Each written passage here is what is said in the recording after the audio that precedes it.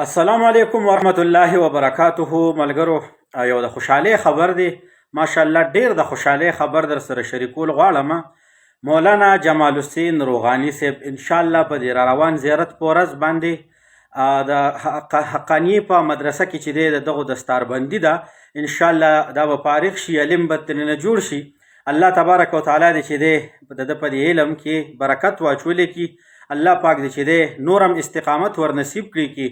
زه چونکې زما په زړه خواهش ده چې یاره دی کله څه ټیم کې هم فارغېږي نو انشاءالله مونږ به حقانیې ته ورځو او که خیر د مبارکي به ورکوو، سیره به ورته ور پر غاړه کوو او دا به زمونږ د خوشحالۍ چې دی د ټولو نه لوی مقام دا وي چې زمونږ په ملګرو کې او بیا د سوشل میډیا په ملګرو کې چې دغسې کار وشي نو دا زمونږ دپاره هم د فخر خبره او مونږ چې دی په مونږ باندې ډېر ګران هم دی. ماشاءالله څه وخت مخکې مونږ د خپل چې کوم ګروپ دی زمونږ ملګري دي نو دی مونږ د خپل ځان د خپل زړه د طرف نه لکه دی مونږ ځان له صدر هم جوړ کړو.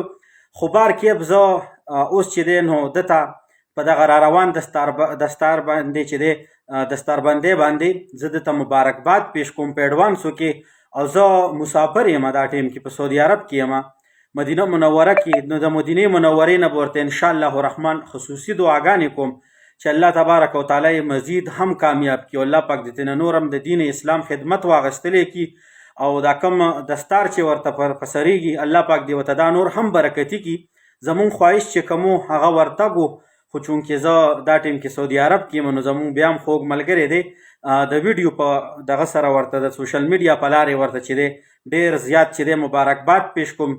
د ده مور پلار ته هم مبارکباد پیش کوم او د ده چې څومره خاندان دی او کوم ملګري په ده باندې خوشحالېږي هغوی ته هم چې دی د خپل طرف نه د زړه له کومې نه چې دی مبارکباد پیش کوم.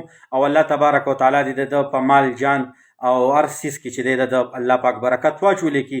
یقینا چې ډېر د خوشحالۍ مقام دی او ډېر چې دی نو مونږ په باندې فخر کوو، مونږ پې ویاړ کوو، مونږ پې ننګ کوو چې یاره زمونږ په نوجوان قیادت کې چې کوم زمونږ په سوشل میډیا باندې کار کوي. نو مخکې خو به دا مونږ مولانا صاحب ورته ویل خو لا کنفرم علم نو را روان چې کوم د زیارت ورځ ده حقانیې مدرسې نه به انشاءالله دا فارغ شي، دته به دستار په سریږي. الله تبارک وتعالی دې په چې دی نور هم دغه مبارک کي او خدای پاک دې چې دی نور مزید هم چې دی د دوی په علم کې اضافه وکړي کي.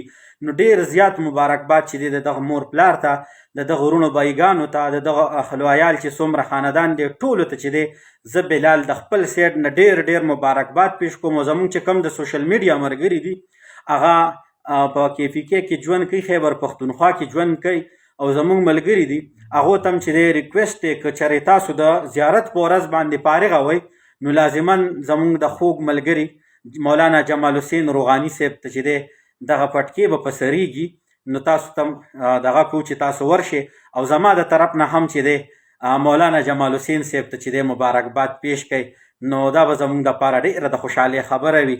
واخر دعوانا الحمدلله رب العالمین.